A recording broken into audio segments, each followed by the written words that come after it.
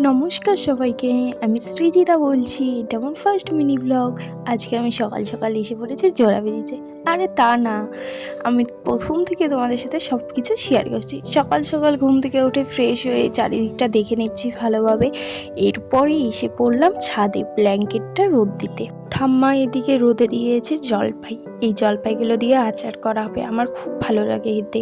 আর ছাদে এত পরিমাণ রোদ উঠেছে যে আমার অবস্থা শেষ। এরপর আমি বেডশিটটা চেঞ্জ করে নিচ্ছি। এই বেডশিটগুলো আমি নিয়েছি অনলাইন থেকে। আমার কাছে তো খুব ভালো লাগে এই বেডশিটগুলো। যাই হোক, তোমাদের কাছে কেমন লাগবে একটু কমেন্টে জানাবে।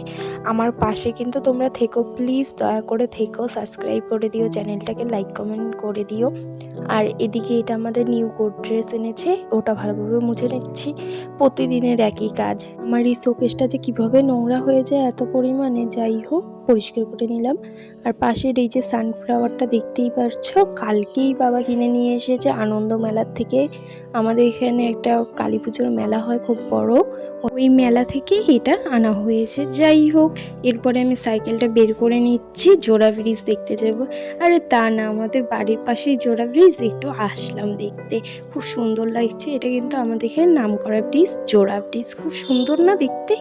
এরপরে আমার হঠাৎ মনে পড়লো যে আমার তো আর্টের ক্লাস আছে, ওখানে যেতে হবে। তাড়াতাড়ি করে আমি আমার ব্যাগ পেজটা ভালোভাবে গুছিয়ে নিচ্ছি। এরপর আমি খাওয়া দাওয়া করে রেডি হয়ে নিলাম। Bye bye.